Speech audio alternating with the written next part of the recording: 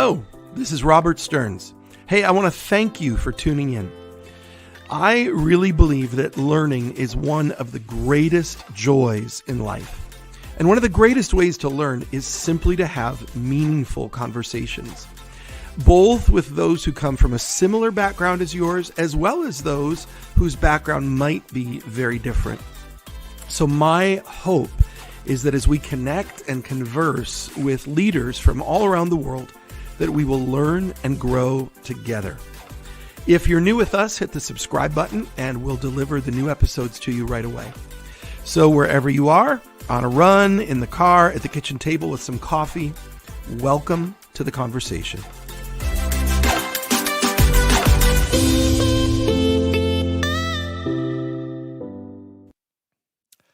And good evening, good Thursday evening, brothers and sisters, friends, ladies and gentlemen from all across America, around the world. I hope you're doing well. Hey, listen, let me tell you right off the bat, there might be a tiny bit of an echo tonight on my voice. We're in a different studio than usual, as you can tell, as you can see. And we did some filming for another project today, and we didn't have time to get over to the other studio, so we're coming to you live here. And we can't get rid of this little extra, echo. But I think you'll be able to hear us anyway. Who is on board tonight? Terry D. Natal, Hamburg, New York, Washington, D.C., Orchard Park, New York, Columbus, Indiana, Crown Heights, Brooklyn, Anaheim, California, Boyertown, Pennsylvania. Hi, Mom. Phoenix, Arizona. Fantastic. Hello, Sydney and Ruth Cohen. Newark, New Jersey is in the room. Pennsylvania, Boston, Massachusetts, Springfield, New York, on and on and on. Sign in, everybody. Tell us who you are, where you're watching from. If it's your first time, say first time so we can give you a special greeting. Great to have you tonight for the first time. Northern Illinois is here. Welcome, Northern Illinois. You know what, Joan from Springfield, I love Thursday nights also. I love Bishop and the Rabbi.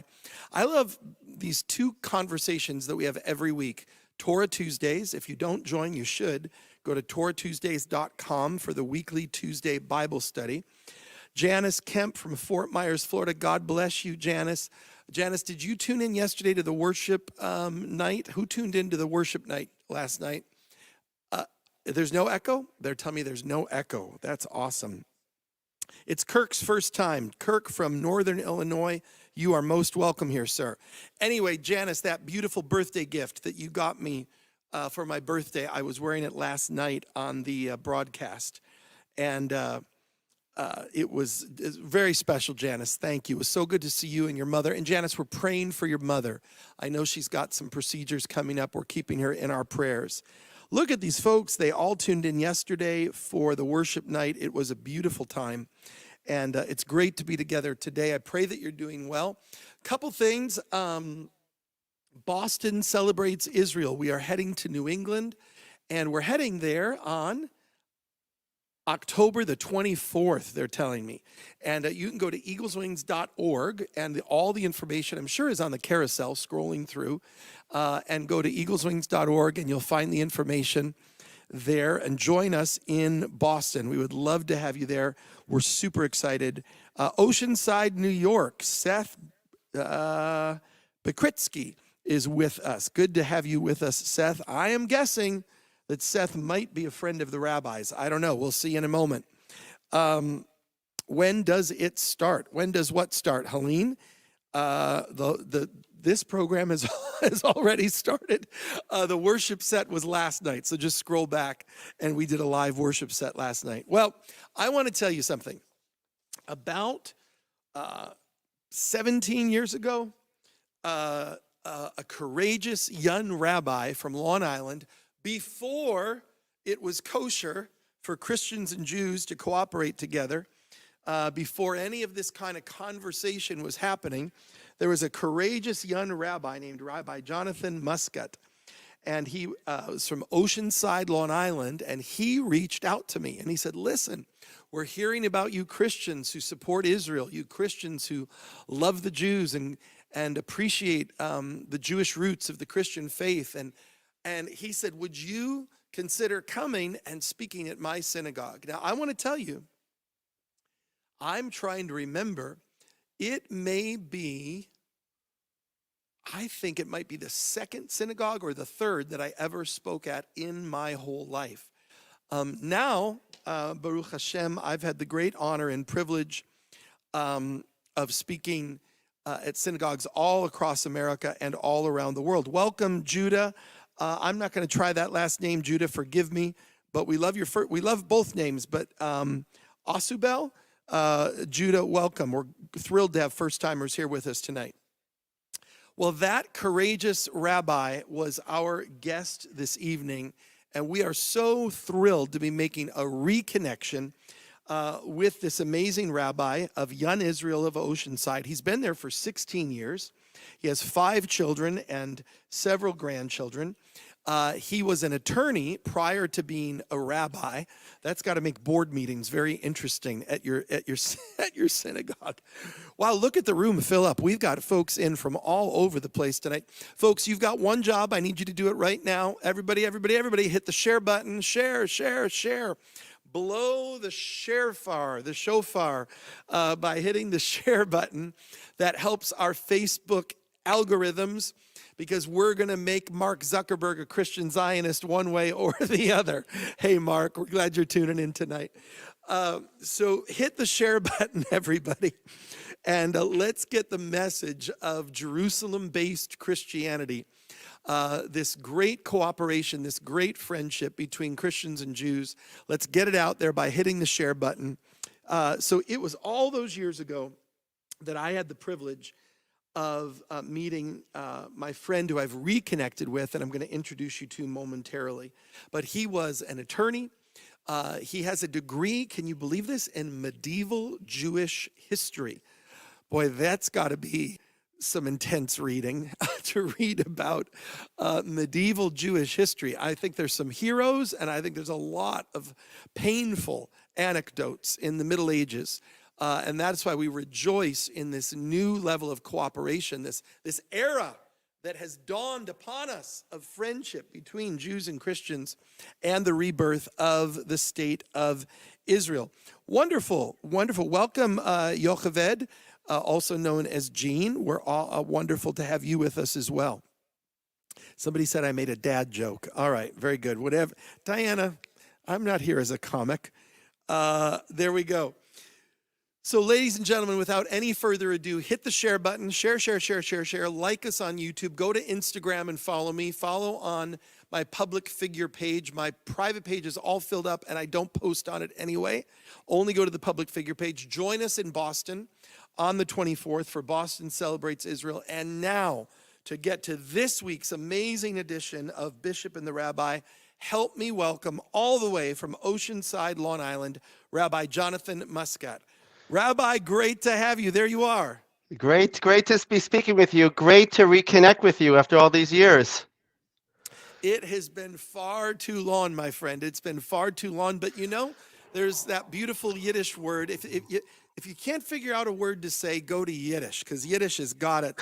And the word is beshert, right? It's beshert. Like when the timing is right, it happens. So correct. We've been separated for a long time, but it's a beshert moment. And how are you? How is your community? How's your beautiful family? Tell us. Thank you so much. First of all, it's great to reconnect with you. You are a true friend of the Jewish people, a true friend of Israel. It's wonderful to reconnect. Thank God our synagogue is doing very well. It's obviously been challenging for many synagogues because of the pandemic. But I think that when you have a synagogue that has a strong mission, a strong set of values, that as soon as it is medically comfortable, medically clear to come back. And then we've been doing during the pandemic, there were times we did a lot of things on Zoom when we weren't able to come back to the synagogue. But as soon as we were medically cleared, there was a tremendous thirst to return, because if you have core values, and that's what ultimately brings people together, so then we come back. And thank God, Baruch, as you said so well, Baruch Hashem. Well, that is beautiful, Rabbi. And let me just ask you, I'm going to go out on a limb here and just ask you, I'm not kidding. When you invited me to speak at your synagogue, this was a courageous act on your part. I mean, today the phenomenon of Christian support for Israel is much better known. Thank God, the past 20 years have borne good fruit of this work, of this friendship, this cooperation. But you were really going out on a limb, and what does it mean for you you're an Orthodox rabbi, Mm, so you don't, how do I say that? You come at things from a very grounded perspective. mm. How is it for you to see this friendship that has grown between the Jewish and Christian community over the past few decades? Listen, I think if there is what to connect with, that there's an alliance of values. So there are differences in terms of some of our beliefs, and but I think there are many things that connect us, especially in a world where religion in the public square is becoming less and less and less, and perhaps one of the greatest dangers facing our communities is really a lack of faith at all and moral relativism. And I think the idea of having grounded values and having allies where we can find ways to connect, I think that that's a wonderful thing. Well, And so, absolutely. Beautifully said. And we don't have to completely agree on everything mm, to find wonderful things to agree on and to cooperate on. And that's the beauty of friendship. The book mm, of Proverbs says that one man sharpens another. Friends should sharpen mm, each other. They should help, great mm, conversation and growth to take place. correct. We Well, also made, fantastic. yeah, I just want to also let you know, thank God we made two, I have three married children. I made two COVID weddings. So it was interesting. I made one COVID bar mitzvah and two COVID weddings. So it was interesting. Some bumps along the road, but again, when there's a will, there's a way, and God helps. Now, Rabbi, someone's telling me that I'm mispronouncing your name, that it's Yonatan, not Jonathan. I wrote on my screen Jonathan or Yehon. The truth is, in Hebrew, it's Yehonatan, but either way is fine. It's Jonathan is fine. Either way, Yehonatan, Jonathan, either way is fine. We're All good. right, all right. There's always a few adding and taking away of letters in a lot of the biblical names. Correct. By the way, like the one that we're going to study tonight. Tonight, folks, we're turning in our Bibles to really one of the most epic, extraordinary parshas. It really becomes the turning point of history. We come to Lech Lecha, Genesis chapter 12, where Hashem is speaking to Avram. He's not yet Avraham. He is still Avram. And the voice of God comes to Avraham. Avraham lives in Ur of the Chaldees. Remember that there is no such concept as monotheism at the time. There was only polytheism. And in the midst of this cacophony of all of these gods and all of these, forces of nature and all that was happening, I think there was a lot of moon worship, if I remember right, in Ur. That was one of the main gods in the neighborhood. In the middle of all of this, somehow in Avram's heart, in his mind, in his nefesh, in his soul, he hears the voice of Hashem. He hears one voice that penetrates through all the noise and grips his heart. And that voice says to him those words, Lech lecha, Avram, get up and go. Where, God? Where am I supposed to go? Oh, you're on a need-to-know basis. I'll tell you as you go. I'll tell you as you journey. And Abraham began the journey of faith that in many ways, everyone on this call tonight and those who will see it in the future, we are all still fulfilling Abraham's call. Rabbi, honestly, you scored the jackpot. This is a great parsha to share with tonight. So bring us some thoughts from this amazing parsha, Lech Lecha. I think you said it so eloquently. Abraham or Avraham, he answered the call, he felt the mission, and he never wavered. And that's the key to true faith. True faith is not to waver even when things get tough. You titled, I think, this session tonight, the famine, because God tells Abraham, as you said so well, a need to know basis, and that's really the key. In other words, God promised Abraham, I'm going to give you, make you great, make you famous. You think, oh, it's great, it's wonderful, but what does this mean?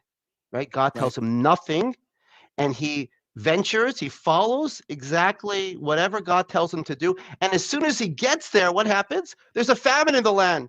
And like you can imagine, Abraham thinking to himself, what's going on here? He promised me wonderful things. He promised me that I would inherit this land. And immediately after I get there, what happens? I have to leave.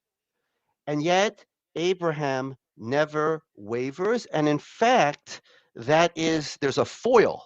There's a foil as a character, as the foil, that's his nephew Lot, Yeah. because Abraham goes with his wife Sarah and his nephew Lot, and there's some indication where Abraham thinks, or maybe the reader, when he reads this, we all know that after Abraham, Isaac takes over for him. But if it's the first time reading this book, you think maybe Lot's going to continue his mission. He's the Right. nephew. And what happens? They go down to Egypt, and as soon as the famine is over, they return from Egypt. And then the shepherds of Lot and Abraham begin to quarrel. And Abraham and Lot decide to split up. And what happens? The Torah tells us that Lot sees there's that area that called Sodom and Amorah. And those are known as cities where there's people who are obviously behaving badly. Those are like the key cities of bad behavior. But what does Lot see? Lot says, oh, it's very fertile there. What does he say? It's Ke'eretz Mitzrayim. It's like the land of Egypt. Because what happened? Abraham and Lot go down to Egypt. They have their core mission. Abraham stays on course, but all Lot sees after he goes to Egypt, he's going after the money. He's going after the fertile land. I don't care that the people of Sodom and Amorah are described as Ra'im v'chata'im l'Hashem Od, that they're considered wicked and sinful. And the key is, I mean, this is, as you mentioned, this is the jackpot parsha. This is the Torah portion of faith, where we see the knight of faith not wavering and being on track despite all the little bumps on the road, which is an inspiration for each and every one of us, because we go through challenges, we go through bumps along the road. And by the way, Rabbi, the bumps were not so little. I mean, he really faced. You know, I often will preach, and I'll hold up the Bible, and I'll say, show me someone in this book who had an easy life. Show me someone in this book who had an uncomplicated life.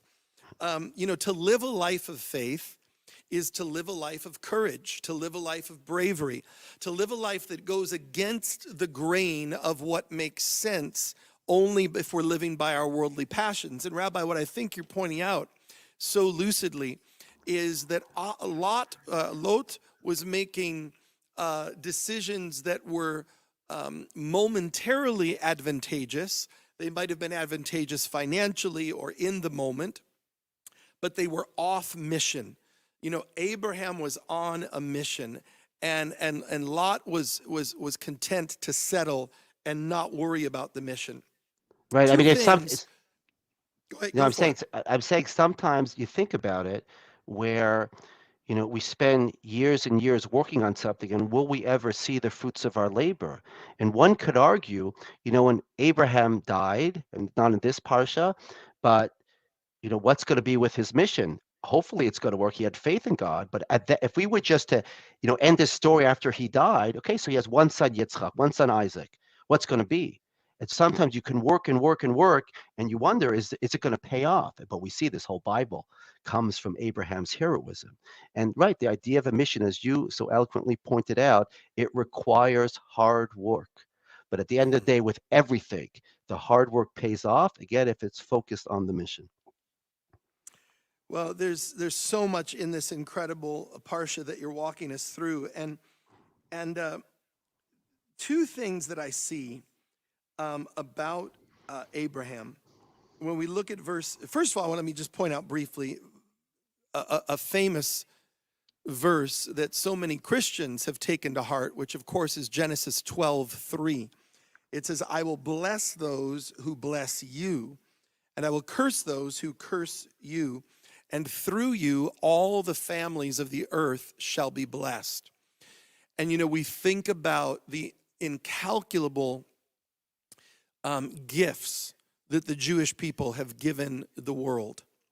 We think about, and I'll just reference you as an attorney, you think about the fact that the rule of law, okay, that fills all of the Western world, I mean, it's based on Mosaic law. What we view as the canon of law, it really all goes back to Sinai. It goes back to that encounter moment at Sinai where the law is given. I mean, this is just one of countless sources of inspiration and beauty and power and effectiveness that the Jewish people have given the world. Yeah, I mean, I think it's maybe it's an obvious point, but it's not necessarily so obvious in that you could make the argument that maybe we're supposed to be an insular society. And the answer is no, that our job in as Jews, as children of Abraham, is v'nivrachu v'cha kol mishpachot hadama, that everyone should be blessed through us. Our job is to teach the world, to be educators for the world, to show them the light of God. We say that in the book of Yitro, when the Torah is about to be given, we are called Mamlechet Kohanim Vogoy Kadosh, a kingdom of priests and holy nation. The whole Jewish people, the entirety of the Jewish people is considered like a Kohen, like a priest, as an intermediary to the world. That our mission is, as we recite in a prayer, each and every day, 3 times a day, there's a prayer that we say at the end of our prayer service called Aleinu. And in this prayer of Aleinu, the first paragraph is more particular, speaking more to us, the Jewish people. And the same time, in the second paragraph, we say litaken olam b'malchut shakai, that our job is to engage in what some people call tikkun olam, to sort of share our visions and our values with the rest of the world. And Abraham, by the way, in this parsha, has a very interesting method of achieving that goal. It's not by force. It's he builds an altar and he calls out in the name of God. He doesn't. Rabbi, I was Yeah. just going to talk about, that was Okay. the next point I was going to make is verse Okay. 7, Okay. that there are several points, but over and over again, we see Abraham, and then it's passed on, right, to Isaac and Right. Jacob, Right. this concept of building altars, having these moments of, kind of divine encounter, divine promise, divine memorial. And you're telling us, there are other traditions, some religious traditions, and even some non-faith traditions that exert belief system by force. We see things, for example, in North Korea. We see things in China where there's gross human rights abuses, and you're really forced to line up with a certain way of thinking. But Abraham does it differently, Rabbi. Tell us about that. Yeah, I mean, he does this. I mean, he does this by simply calling out in the name of God. There are rabbinic stories that are not actually in the text, but they're rabbinic stories saying that Abraham invited guests to his house, and when people would finish eating, he would encourage them to thank the one who created the food, and that he would lead them to explain to them that they should express gratitude not to him but to God. But what's actually, there's a great story in the text that when his nephew Lot is in the city of Sodom, so there's a war, there's a battle. There are 4 kings against 5 kings. Lot is in Sodom, and the city of Sodom is allies itself with 4 other, I guess, city states, and they wage war against 4 other city states, and the 4 city states win, and they capture Lot. And Abraham tries to fight. He gathers his men, and he's a man of peace, but he has to rescue his nephew Lot, and he defeats the 4 kings. And we have to just pause for a moment, because at that time, when Abraham defeats the 4 kings, he is now the superpower in the land of Canaan. He is the head. He defeated the 4 kings who defeated the 5 kings in this land. And what land is this? This is the promised land that God says, I'm going to give to your descendants, and you're going to father a nation of ethical monotheism. And think about it. Abraham now had the ability to force this land, which was promised to be to him and his descendants. He could force his religion, his worldview, his religious worldview, which he felt so passionately about, upon the whole land. He had the ability to do that, but that's not his way. And in fact, throughout Jewish history, I think there was one time, one of the there were, in the story of Hanukkah. Just we'll come, go there for a second. The last of the Maccabean brothers was Simon, his son John Hyrcanus.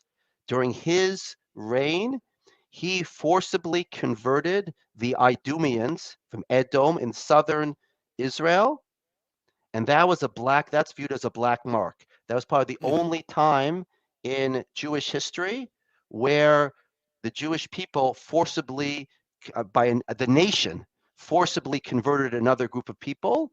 We do not believe in that, and this is evidenced by this week's parsha. Have faith, have profound faith, unwavering faith, but share it by means of education and share it with love. And by means of example, An right? By example, by yes, means of just living it out. correct.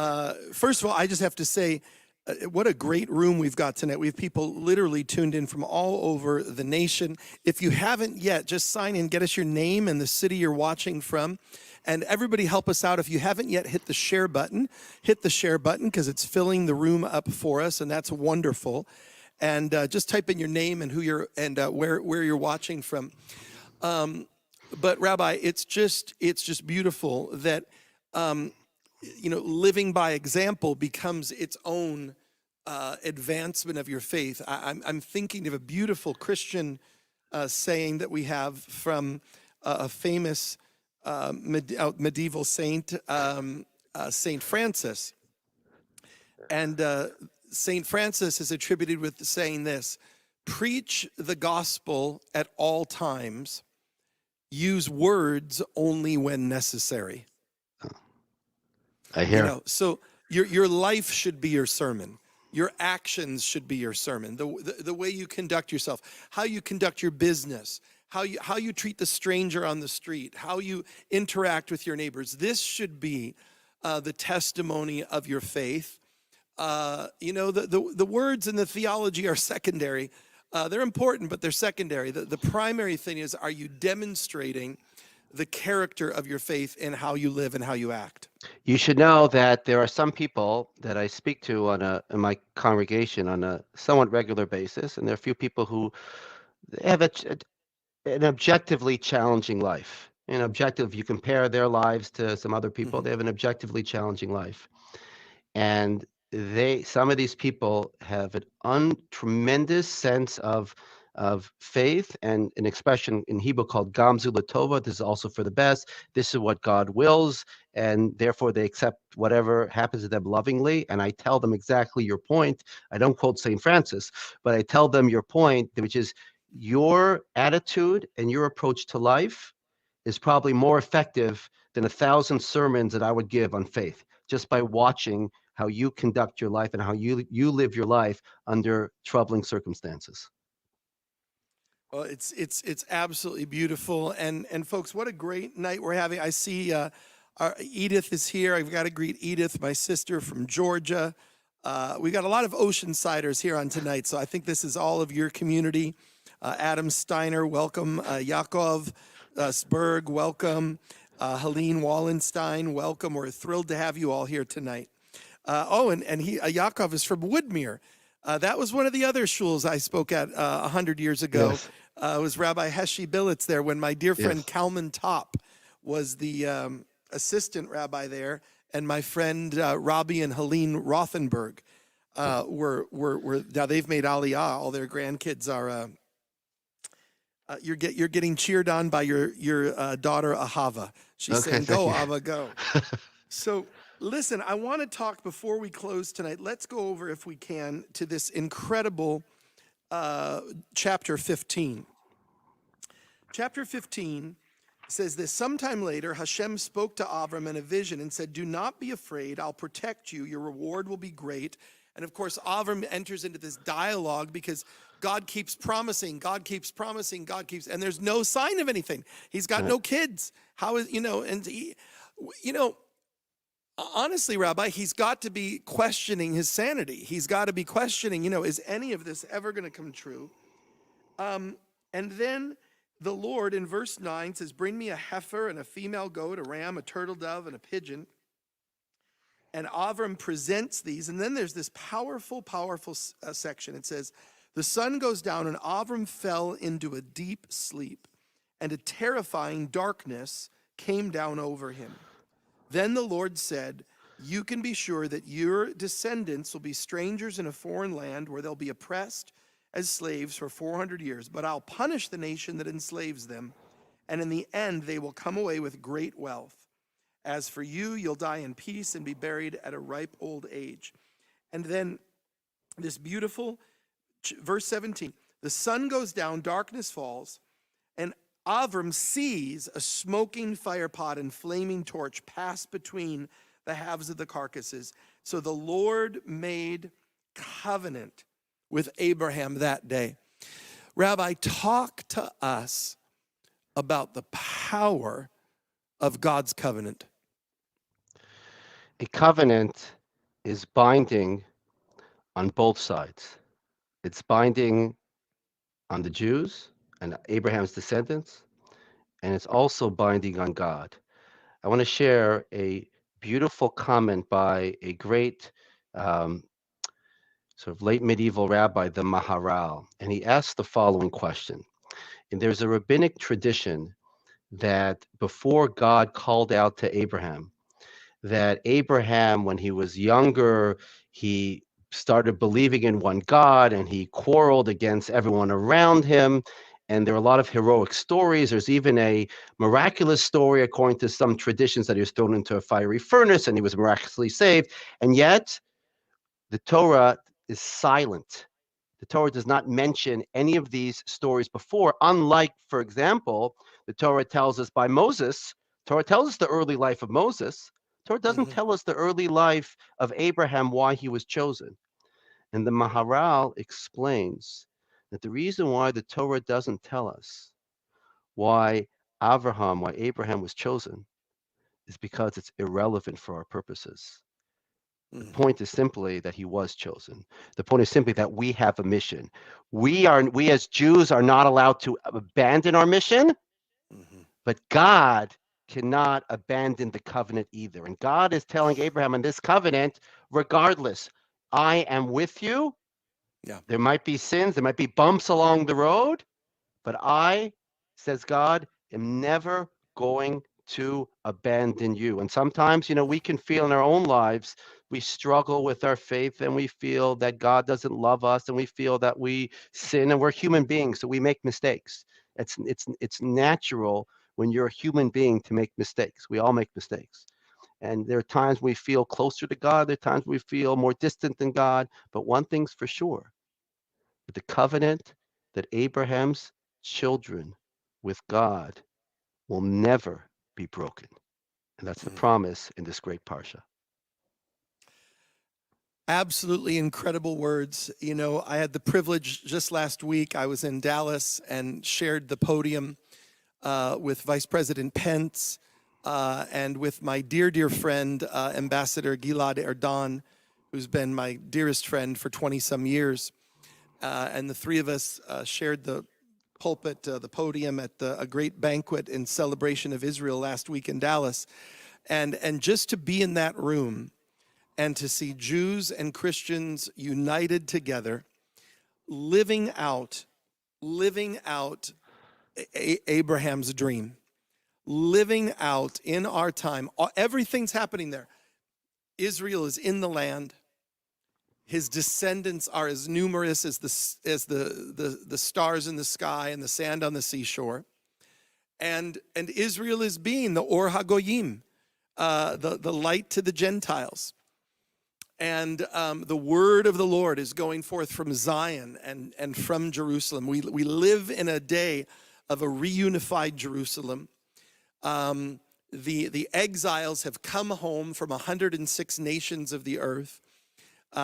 Because of Rabbi Eliezer ben Yehuda, the Hebrew language has been reborn and spoken in our day, in our time. We're living in the time of the fulfillment of the dreams of our father Abraham.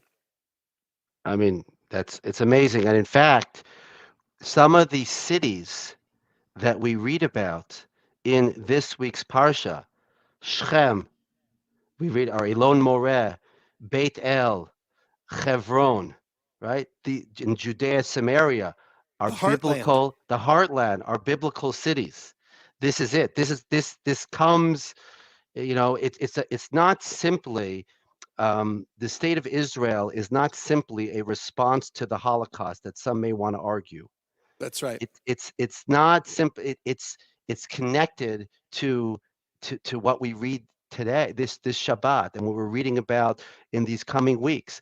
It's connected. It's a thousands and thousands of year old history and becoming alive, where people have the opportunity not to merely be bystanders, to actually fulfill and live a dream that people have prayed about for thousands and thousands of years.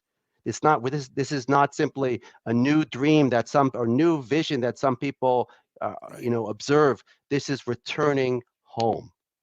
This book tells us that we have returned home, and I truly thank you Amen. for your support for this mission and to recognize this great gift that God has given our people and that you're so supportive of it. Well, it is our privilege and our joy. We are all kvetching because we haven't been able to get back to Israel for 2 years now. It's driving us crazy. I've been in Israel every year since 1994, usually 3, 4, 5, 6 times a year. Right. And so we've missed it terribly. We're hoping to go back very, very soon. But folks, you can help us right now in a few ways. Number one, hit the share button. If you've just tuned in, hit the share button, spread the message, spread the word. It's a new day in Jewish Christian understanding and cooperation. So be a part of that beautiful conversation. And consider helping us as we support Israel and the Jewish people. We have 2 feeding centers in Israel that we sponsor. One is in Jerusalem and one is on the Sea of Galilee. And you can go to eagleswings.org/donate to learn about our Abraham's Bread feeding centers. We're feeding hundreds of people a week in partnership with a beautiful organization there called Meir Panim. That is our partner on the ground there. And get involved. Do something practical for Israel. Do something meaningful for Israel. Make a donation, become a partner, and get ready to go back to Israel as soon as the borders open back up. So I have a Rabbi, daughter. it has been about 17 years since our last conversation, and I hope it will not be 17 more before we speak again. Yes, we should reconnect. By the way, I have a daughter who's studying in Israel in seminary, so we want to try to get back to see her this hopefully in a few Kol months. hakavod, mazel But tov. yes, And where thank is God. she? She's in a place called Migdalos, which is in the Gush area in Judea and Samaria. Of course, yeah, Yeah. absolutely. So Beautiful. thank God. Not too far from Efrat there. Not too far at all from Efrat, correct? You know your Exactly. Israeli Yeah. geography. Very good. Rabbi Riskin said to me once, Robert, why don't you move to Efrat and open the first evangelical church in Efrat? That's what he said to me. I'm not going there. Listen, this has been an amazing time tonight. We're so glad you've tuned in to the Bishop and the Rabbi. Now, tomorrow night, 6 p.m., we will go live for 10 minutes for the Shabbat brachot. We'll be welcoming the Shabbat tomorrow night with the brachot, so join us at 6 p.m.